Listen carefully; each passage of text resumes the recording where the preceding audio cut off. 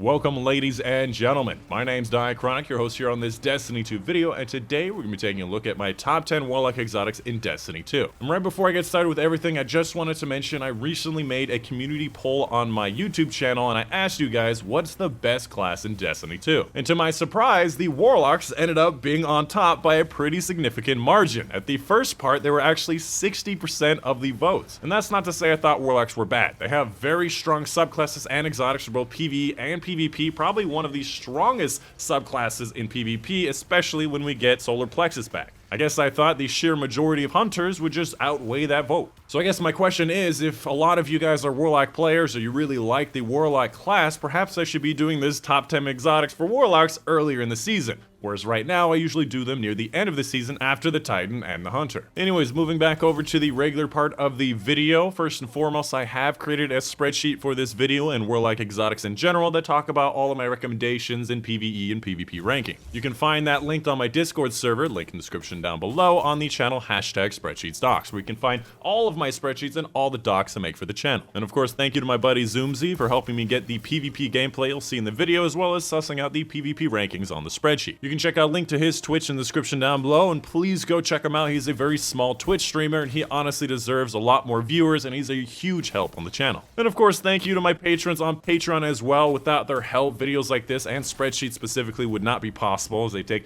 a really long time. I get absolutely no money for them, so the patrons on Patreon are making that possible. And in case you haven't heard yet, I actually have a giveaway going on right now of an Astro A10 headset and a Blue Yeti microphone for all of you people who support me and actually watch this part of the video. Alright, so moving on to the main section of the video, we're going to be talking about the Warlock Exotics himself. We're going to be split into two main parts. The first part, I'll be talking about all of the non-ranked items first, talking about them very briefly, why they're not part of the top 10, not doing well in the meta, and then I'll work my way backwards through the top 10. Now, obviously, I'm going to have to go very brief on all of these non-ranked items, otherwise this video could easily be 2 to 3 hours long. If you had a specific question about a specific exotic, why it's not that great, please let me know in the comments down below, and I'll try to get to your comments soon. Right, so moving on to the main part of the video, let's go ahead and get started with the Apotheosis Veil. Allowing you to get a lot of ability stuff and class ability for your teammates whenever you pop your super, but I don't know when I'd ever really want this. It's not a game changer. Ashersight Verse solves every issue you have with Blink, making it a lot stronger. However, it's one of those high skill floor, high skill ceiling exotics, and depends on you being Void, which is not strong in the PvP meta. Dawn Chorus, a new exotic that helps your Daybreak supers and your burn effects, but is not really that significant. The burn does next to no damage, doesn't really hit that often, and the Daybreak projectiles are fine as they are. However, one of the only exotics that'll help your Daybreak super. Eye of Another World highlights priority targets, which are usually the enemies with low health, doesn't really help that much, and the ability generation is very small. Fellwinter's Helm, which depends on the Arc Solar Void melee kills or finishers to give you this burst of disorient, smoke, and weaken effect. The problem is it comes from your body, meaning you have to be near a lot of enemies, and that usually means your death. If it came from your enemy, it would be very strong with Celestial Fire or any of the ranged melees. The Stag depends on you being critically wounded, which is not dependable, and puts a rift on your corpse, which doesn't help in the higher level play because you have a timer on your death. The Verity's Brow, even post buff, is actually kind of disappointing. Even at a death throws ×5, your grenade doesn't charge that fast, and the amount that you give your teammates depends on you getting energy weapon kills, which is not dependable in the high level play. Probably one of the better universal exotics for stasis, but really not that great. The Getaway Artist, allowing you to convert your grenade into an auto turret on your shoulder, also allowing you to refresh that supercharged Arc Soul from the Arc Soul from the Rift, and you can combine that with the auto turret from No Time to Explain to be the Auto Turret King. The problem in PvP is that enemies can see these shots coming towards them and hide behind a wall, and in PvE, I would oftentimes rather have a Pulse Grenade. The Karnstein Armlets, a pretty powerful exotic, allowing you to get half of your health back from a melee kill and 8 seconds of Rift level healing. However, with the loss of Solar Plexus and the fact that stasis, you don't really get kills with your melee, has made this exotic a little bit less useful. When we get Solar Plexus back, this one might be a lot stronger than it is now. On top of the fact that it usually meant one extra shot from a 150 hand cannon, with the 120s it doesn't change that much. The Necrotic Grip, actually a more PvE based exotics. Whenever it says combatants, it usually means PvE.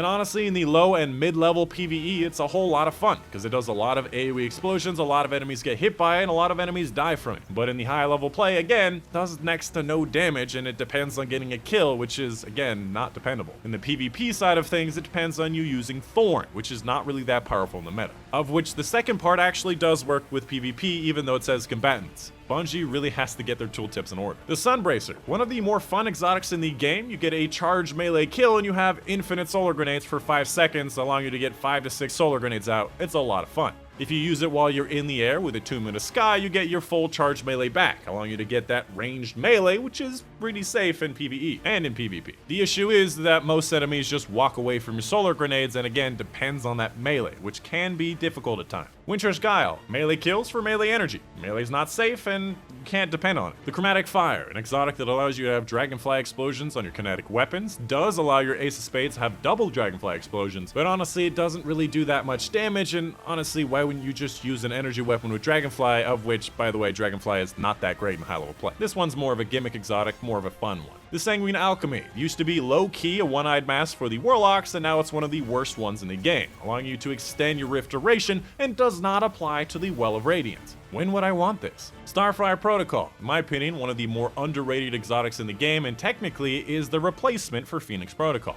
If you've never heard of it, fusion grenades have an additional charge and recharge from empowered weapon damage, i.e. your empowering rifts or your well, and fusion grenade kills grant rift energy. Now, in my opinion, the best way to use this in PvE and PvP is gonna be with Attunement of Grace and healing your allies with it. Because the fact is, if you can get an overshield whenever you want it, and healing your allies gives you more grenade energy and more rifts to heal your allies, and more grenades with fusion grenades, that is a lot of healing, a lot of support, and really fun, even used offensively just using your fusion grenades. The main issue in PvP is that stasis usually makes your overshield pretty worthless. Storm Dancer's Brace, allowing your Storm Trance to do more damage, where in PvE it's not enough, and in PvP it's not that needed. I'd rather use Crown of Tempest and have a longer Storm Trance. The Vespers of Radius, probably one of the better rift-based exotics, which only depend on enemies being near you, allowing you to have more rifts. However, rifts are not nearly as strong as Well of Radiance. Wings of Sacred Dawn, allowing you to hang up in the air with your sniper, get perfect accuracy in the air with 15% damage resistance, and then Icarus dodge away. One of those high skill floor, high skill ceiling exotics with next to no use in PvE. And finally, we have Promethean Spur, allowing you to cover the battlefield with healing and empowering rifts from your super kills, but usually you're just pushing in with your super and your teammates just follow you. There's no real reason to have those rifts. Right, so with the unranked items out of the way, let's go ahead and get into the top 10. First and foremost, let's talk about that honorable mention, which is going to be Aeon Soul. Now, currently, Aeon Soul is one of the worst exotics in the game, giving you tiny bonuses to your teammates for your grenade, your class ability, and your melee, and forcing you to have multiple teammates also using one of those Aeon exotics to get a bigger bonus, which is still not significant. Now, the reason this is an honorable mention is because they've already told us how and what they're going to be doing to the Aeon Cold exotics for next season. And in my opinion, this is going to be a big buff for this exotic. You can see on screen right now what they're going to be doing to these exotics, which I think is going to be pretty significant. However, I still don't think they're going to be Grandmaster level. Because the fact is, a lot of the other exotics like Ursa Furiosa, Phoenix Protocol, Orpheus Rig, Celestial Nighthawk, all of these things being based on supers are going to be a lot more important for Grandmasters, but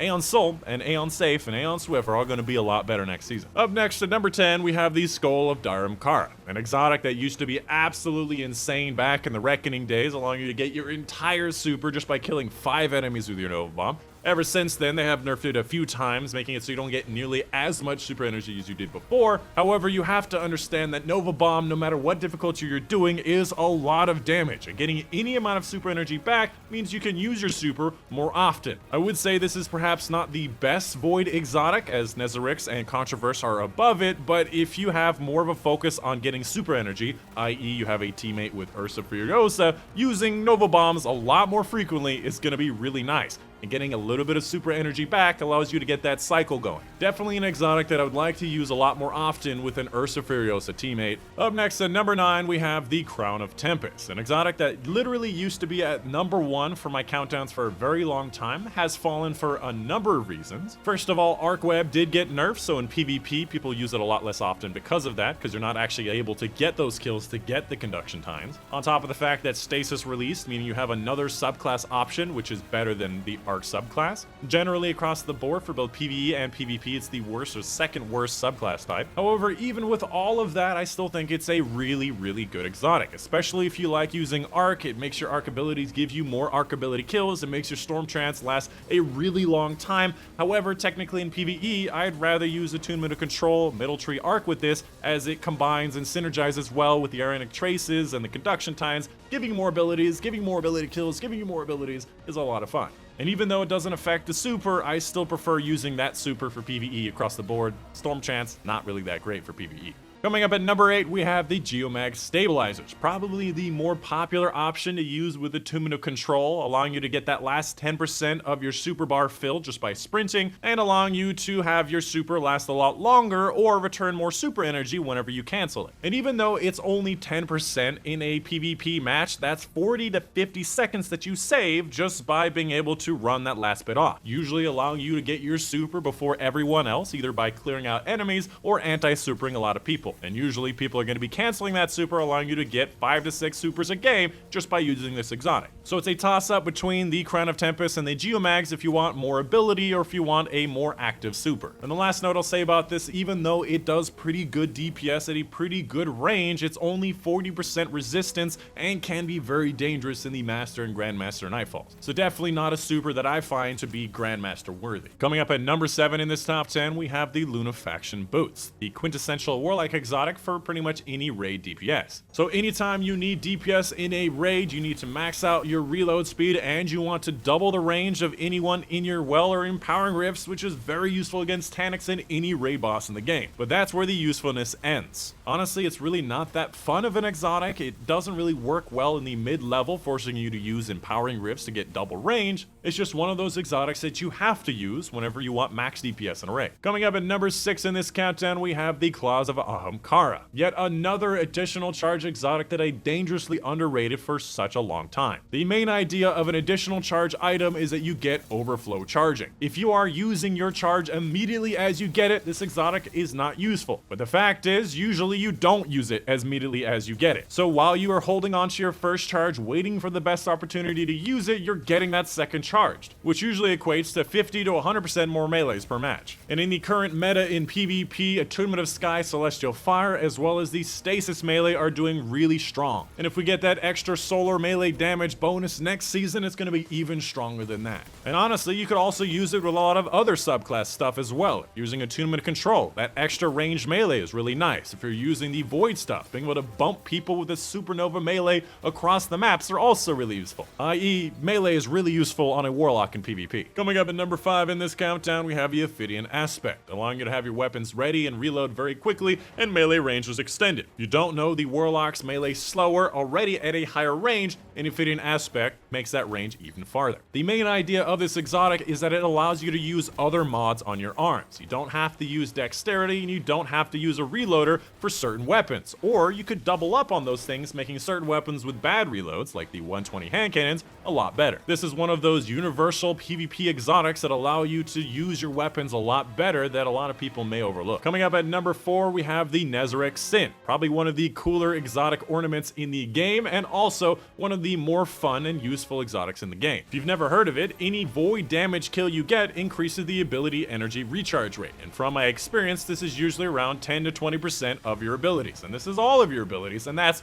very significant. And currently, we still have a lot of good void options, things like Gnawing Hunger, Last Perdition, Hard Light. All of these things can be void, as well as all of your abilities and your super, which can increase the recharge rate of all of your ability energy. And you don't actually have to be on a void subclass to make this happen. If you want more ability energy just on getting a Gnawing Hunger kill, you can be on Solar, on Arc, on Stasis. This exotic will still work. And something that many people may overlook is that it does not depend on ability kills, which can be very finicky and very rare, whereas energy weapon kills are somewhat dependable. Coming up at number 3 in this countdown, we have the Transversive Steps, allowing you to sprint faster and autoload anything in your hands, which is very useful if you love autoloading, very useful if you have slow reloading weapons, and generally moving faster is useful in PvE and PvP across the board. especially if you're running a very fast build like using the Icarus Dash, Warlock Skating. This is one of those exotics that just feels so good. Honestly, there's not really much more to say about these transversive steps. Being able to run away from combat faster, being able to run towards enemies faster, being able to just get through strikes faster is always going to be a benefit. And the fact that it's universal, meaning that it can be used with any subclass, including Stasis. This is technically the best Stasis exotic for both PvE and PvP. Coming up at number 2 in this top 10 countdown, we have the Controverse Hold. In my opinion, the most fun Warlock exotic across the board. If you've never heard of it, you resist incoming damage while charging any of your void grenades, and charged grenade hits also return a random amount of grenade energy, usually getting you anywhere from 30 to 70% of your grenade recharge just by hitting enemy, which is very important. It does not depend on getting kills, it depends on getting hits, which means it scales very well in the high level play. And if you're using Attunement of Chaos, which is the top tree void, you also get a bigger, higher damage grenade, which is actually very effective in Grandmaster Nightfalls. And on top of that, currently, we don't have the Overload Grenade Oppressive Darkness combo we had last season, and if we get that next season,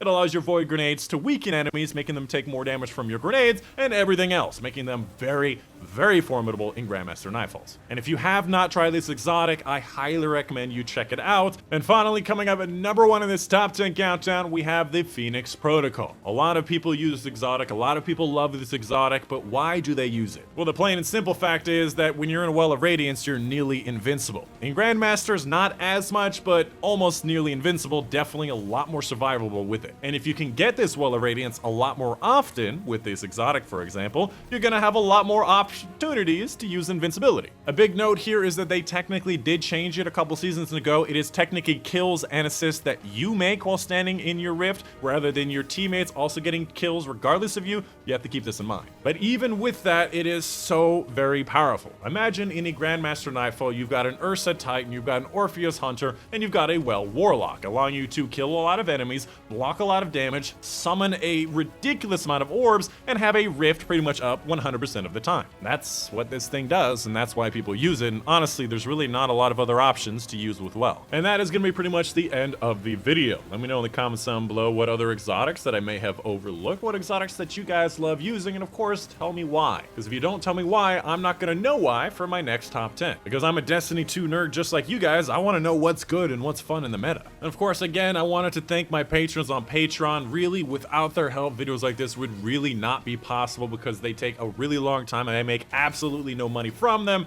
So the patrons are making this possible, and if you wanted to contribute, again, link in the description down below to my Patreon. If only 0.1% of you gave $10 a month, I'd be able to make minimum wage, and I would absolutely take minimum wage to create something so amazing that I really love. So I want to give a big thank you to my patrons. Specifically, I want to thank Many Boo Doo, Mom and Dad, Shadow Moon, Joe Smith, Monday, Natalie Halpin, Steve Bachmanwitz, Justin Rev, Raymond Showman, and Una Panther for I messed it up there for their support on Patreon. Thank you so much. Yeah, that's gonna be the end of the video. I hope you guys did enjoy. My name is Nightchronic, and I'll see you guys on the next one.